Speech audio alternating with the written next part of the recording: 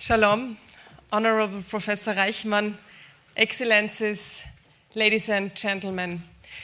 Due to the pandemic, it has been more than 2 years that I had the chance to come to Israel, and I can tell you I'm glad that I made it back, and I'm very happy to be here in the wonderful city of Tel Aviv together with you at that very important summit on counter-terrorism.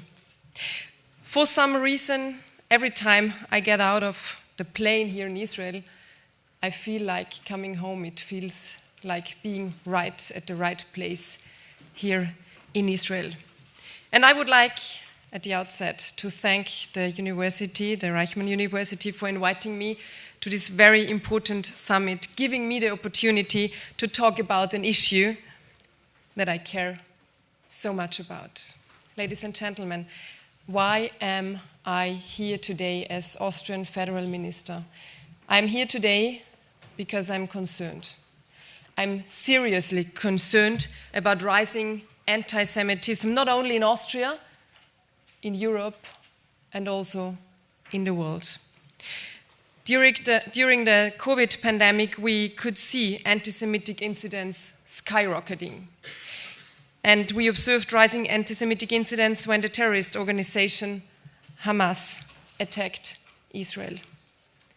And experts saying us that Russian aggression against the Ukraine also bears the danger of even more anti-Semitism and anti-Zionism around the globe. The fight against anti-Semitism is not a sprint, it's a marathon. You cannot just erase conspiracy theories and prejudice that have been among us since thousands of years. It takes all of us to fight the virus of hate. Therefore, Austria has been strongly committed to taking a decisive stand against anti-Semitism at the international and the national level. During the Austrian presidency in the Council of the European Union in the second half of 2018, the Austrian government negotiated and the Council adopted the first ever declaration of the EU member states against anti-Semitism, including a definition. In January 2021, we presented the first national strategy against anti-Semitism. The strategy foresees a comprehensive set of 38 measures for preventing and combating anti-Semitism. And in February 2021, the Austrian Parliament unanimously passed the federal law Austrian Jewish Cultural Heritage Act. This law aims in particular 3 things. First of all, protecting Jewish institutions. Secondly, preventing and maintaining the Austrian Jewish cultural heritage. And thirdly, fostering Jewish community life, which I and also the mentioned president of the Jewish community in Vienna takes as the most important one. On November the 9th last year, also in 2021, we inaugurated the Shoah Walls of Names Memorial in the center of Vienna, and this was really a very moving moment, and it was really great that also the initiator of these walls, Kurt Tutter, was able to attend this inauguration. A memorial dedicated to all Austrian Jewish children, women and men murdered in the Shoah. 64,440 names are now carved in stone, inerasably, to give them back their names and at least part of their dignity. This year, we initiated the first European conference on anti-Semitism in Vienna, which from now on is going to meet once a year, to promote networking and to send a clear signal for the fight against anti-Semitism and for a prosperous Jewish life in Europe.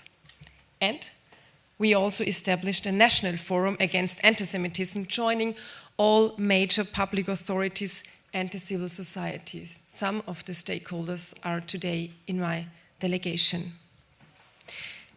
Another measure I would like to mention is the amendment of the Austrian citizenship, which was adopted anonymously by the Austrian parliament already in 2019. The idea was to grant the Austrian citizenship not only to survivors of the Holocaust, but also to their descendants. And that was something which was mentioned so often in a lot of dialogues and meetings I could have with survivors. So until now, around 21,000 survivors and descendants have already applied, and more than 14,000 got the citizenship. They have already been awarded the citizenship, and yesterday we could also have such a ceremony at the Austrian embassy here in Tel Aviv, and it's always really a touching ceremony, and we are really grateful that they are accepting the Austrian citizenship. However, I'm fully aware that no matter what we are doing, no matter if we are doing restitution or granting Austrian citizenships, we cannot make up for the atrocities committed by Austrians during the Nazi regime. What I can promise is that we will do everything which is in our power to protect Jews from anti-Semitism and to promote Jewish life. Because if the Jews in Austria, in Europe, or in the world are under pressure, our free democracies, Austria, Europe, and the world, is under pressure. I would like to conclude by thanking you for giving me the opportunity to participate in this meaningful and important event, for the great work you are doing, and for keeping up the spirit of fighting for freedom, for peace, for democracy, and for a better world. I wish this summit to be a great success and to have a great impact on making the world a more stable and a more safer place for all of us.